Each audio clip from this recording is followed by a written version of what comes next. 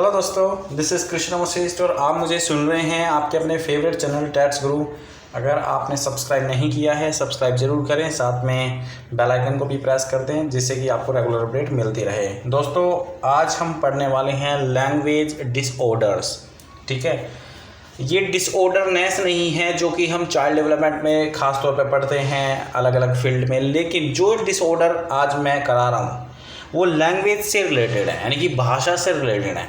क्योंकि मैं पिछले कुछ दिनों से लैंग्वेज थॉट्स के बारे में आपके साथ ज़्यादा डिस्कशन आपका चल रहा है। सीटेट 2020 की प्रिपरेशन यहाँ पे हो रही है। याद रखें, सीटेट का एग्ज़ाम पोस्टपोन हुआ है, कैंसिल नहीं हुआ है। ठीक है, तो यहाँ पे अगर आपको चाइल्ड डेवलपमेंट एंड पैडागोजी के अंदर क्वालिटेटिव प्रिपरेशन करनी है तो जुड़ जाएं टैट्स गुरु के साथ। Thank you very much. और अब हम सेशन का स्टार्ट करते हैं। सबसे पहले हम पढ़ेंगे लैंग्वेज डिसऑर्डर्स। तो डिफरेंट टाइप के डिसऑर्डर्स हैं। सबसे पहले जो डिसऑर्डर्स हम पढ़ने वाले हैं, सबसे पहला जो डिसऑर्डर है वो है म्यूटिज्म। आप सोच रहे होंगे म्यूटिज्म क्या होता है। म्यूटिज्म जो है बेसिकली यहाँ पे आप पढ़ सकते हैं, mutism refers to total absence of speech. मतलब ऐसे व्यक्ति जो गूंगे होते हैं, परमानेंटली गूंगे होते हैं, जो बोल नहीं पाते, ऐसे व्यक्ति को कहते हैं म्यूटिज्म से वो जो हैं पीड़ित हैं। और बेसिकली उनके अंदर जो है sometime there could be a children with hearing impairment, मतलब सुनने की शक्ति भी उन लोगों की नहीं होती है, थोड़ी सी प्रॉब्लम होती है सुनने में। ठीक है, म्यूटिज्म आपका कंप्लीट भी हो सकता है और म्यूटिज्म आपका पार्शियल भी हो सकता है। म्यूटिज्म आपका पार्शियल भी हो सकता है, याद रखें। कंप्लीट मतलब आपको ऐसे भी व्यक्ति मिल सकते हैं 100 में से कोई 1-2 व्यक्ति जो कि जिनके अंदर कंप्लीट इनएबिलिटी है टू स्पीच, बोल नहीं सकते। पार्शियल म्यूटिज्म भी होता है कभी कभार, ऐसे व्यक्ति जो क्लियर नहीं बोल सकते, थोड़ा सा बोल भी पाते हैं, थोड़ा सा नहीं बोल पाते हैं, आवाज़ उनकी समझ में नहीं आती है। तो ये है पहला डिसऑर्डर जिसको हम बोलते हैं म्यूटिज्म। नेक्स्ट हम पढ़ेंगे अपाजिया। अपाजिया जो है वो इम्पोर्टेंट डिसऑर्डर है लैंग्वेज का, और इसके अंदर थोड़ा सा हम देख लेते हैं एक्चुअली में क्या होता है ये। अफाजिया इज़ ए चिल्ड्रन, इसको एफेजिया कह सकते हो आप। Aphasia in children is the problems in understanding and using spoken language without any hearing loss, mental retardation और any other physical emotional impairment in the use of language as a result of brain injury and foetal period। थोड़ा सा मैं आपको बता देता हूँ actually में aphasia होता क्या है। देखो, एफेजिया जैसे कि यहाँ पे लिखा हुआ है कि अगर कोई व्यक्ति कुछ बोल रहा है तो समझने में प्रॉब्लम है। मतलब जैसे मैं कुछ बोल रहा हूँ और सामने वाले व्यक्ति उस चीज़ को अच्छे से समझ नहीं पा रहा है, तो इट मीन्स ही और शी सफ़र्स विद एफेजिया। और ये बेसिकली क्यों होता है, जब जो भ्रूण होता है फोइटल, मतलब जो बच्चा जो है, बेबी जो है पेट के अंदर ही होता है, तो कई बार क्या होता है इंजरी हो जाती है, ब्रेन इंजरी हो जाती है, जिसके थ्रू ऑपरेशन करना पड़ता है डॉक्टर को। ठीक है, तो उस केस में बच्चे को ज़्यादा चांसेस होते हैं कि एफेजिया से वो पीड़ित हो जाए। ठीक है, उसके सुनने की शक्ति, समझने की शक्ति थोड़ी सी उसकी डाउन हो जाती है। These children have problems in understanding what is said to them। उनको क्या कहा गया है बेसिकली काफ़ी प्रॉब्लम होगी समझने में। ठीक है, तो ये है आपका एफेजिया। और सबसे पहले हमने क्या पढ़ा है, म्यूटिज्म। ठीक है, म्यूटिज्म क्या होता है, ये परमानेंट डिसऑर्डर है जो कि सब कभी कभार पार्शियल भी होता है, कभी कभी कंप्लीट हो जाता है, जिसके थ्रू बच्चा जो है बोल ही नहीं पाता, जिसको हम हिंदी में कहते हैं गूंगापन। और एफेजिया जो होता है वो बेसिकली समझने में, जो किसी भी दूसरे व्यक्ति की लैंग्वेज को समझने में बड़ी प्रॉब्लम होती है। ठीक है, उसके बाद नेक्स्ट बात करते हैं आर्टिकुलेशन प्रॉब्लम। अब ये आर्टिकुलेशन प्रॉब्लम क्या है।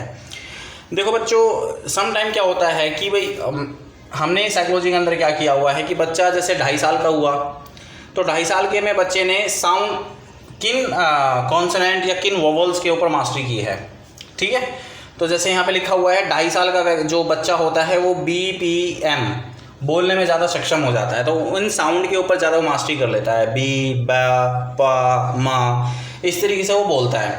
3.5 साल की उम्र में इस तरीके से D, T, N, G, K जो भी लिखा हुआ है यहाँ पे, इन साउंड के ऊपर मास्टरी कर लेता है। 4.5 साल की उम्र में वो FL या फिर 5.5 साल की उम्र में VSH के ऊपर वो मास्टरी कर लेता है। तो बेसिकली अल्फाज ये क्या है, वोवल्स एंड कंसोनेंट का जो साउंड है, बेसिकली मूवमेंट। मैं सबसे पहले आपको आर्टिकुलेशन के बारे में बताऊंगा। आर्टिकुलेशन क्या है, बेसिकली जो वोवल्स और कॉन्सोनेंट होते हैं तो वो हम मुंह से बोलते हैं, तो बेसिकली हमारे कौन कौन सी मसल काम करती है उसमें, हमारा टंग काम करता है, लिप्स काम करते हैं, जो काम करता है, और भी अलग प्रकार के ओरल स्ट्रक्चर हैं, वो बेसिकली साउंड को प्रोड्यूस करने में ज़्यादा हेल्प करते हैं। तो बेसिकली इसे हम आर्टिकुलेशन कहते हैं।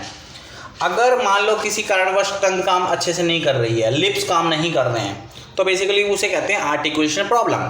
तो हो सकता है कि 2.5 साल की उम्र में यहाँ पे दिखाया गया है कि BPM के ऊपर वो मास्टरी कर ले, हो सकता है यही वो 3.5 साल की उम्र में कर पाए।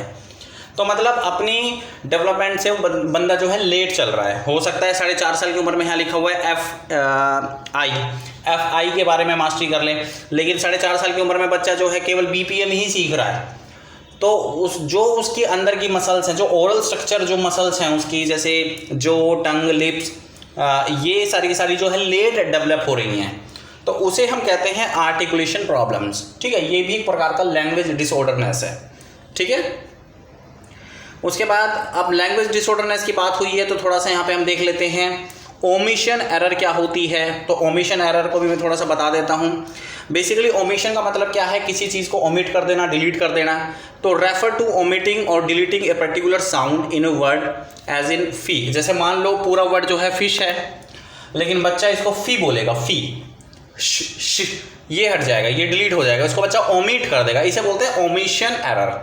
बच्चा केवल फी बोलेगा, फी इस तरीके से बोलेगा। ठीक है, अच्छा सब्स्टिट्यूशन एरर क्या होती है।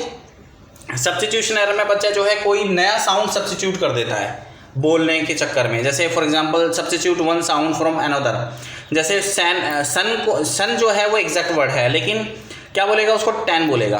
अब यहाँ पे उसने टी को जो है अलग से इसके अंदर सब्स्टिट्यूट कर दिया है, कभी वो सैन बोलेगा, कभी वो टैन बोलेगा। ठीक है, तो इस तरीके से बोलते हैं सब्स्टिट्यूशन एरर।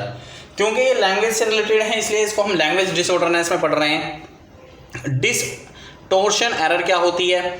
डिस्टोर्शन एरर में साउंड जो है वो अटर होता है nearer to the target sound but is not exactly to the target sound. For example fish. अब देखो यहाँ पे एग्जैक्ट जो वर्ड है, एग्जैक्ट जो साउंड है फिश का, वो फिश है, लेकिन यहाँ पे बोल रहा है फिट। अब एग्जैक्टली क्या है, वो एग्जैक्टली टारगेट लैंग्वेज की तरफ नहीं जा रहा, लेकिन कुल मिला के उसने थोड़ा बहुत सही बोला है, क्योंकि फिश एग्जैक्टली वर्ड है, एग्जैक्ट साउंड है, लेकिन वो फिट बोल रहा है।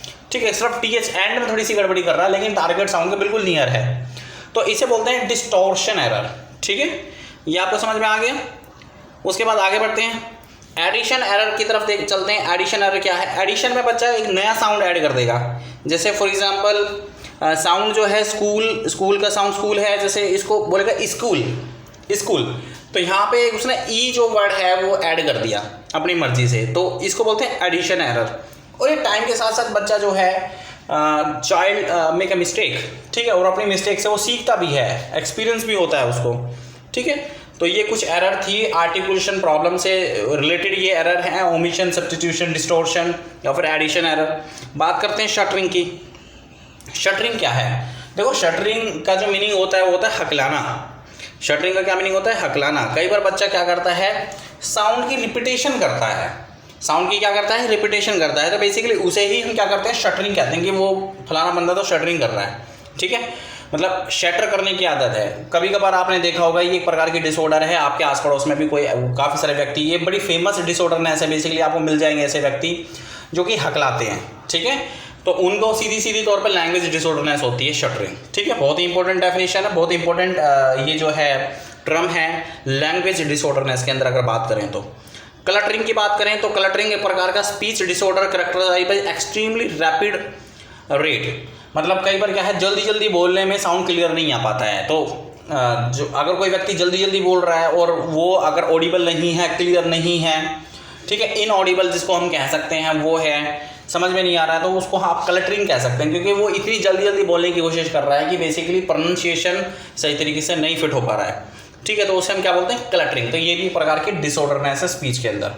ठीक है दोस्तों, तो ये थे आज के बेसिकली कुछ डिसऑर्डरनेस। आज का वीडियो सेशन आपको कैसा लगा है प्लीज़ जल्दी से बताइए मुझे कमेंट बॉक्स में कमेंट करके। और अगर अच्छा लगा है तो प्लीज़ लाइक जरूर करिएगा। If you are new on my channel please do subscribe and do not forget to hit the bell icon so that you will get latest update every time whenever I upload a video. Thank you very much for watching this video session. मिलते हैं किसी नए video session के साथ, किसी नए topic के साथ। Thank you very much. आज का जो टॉपिक था वो है लैंग्वेज डिसऑर्डर्स। उम्मीद करता हूँ कि आपको समझ में आ गया होगा। Thank you very much.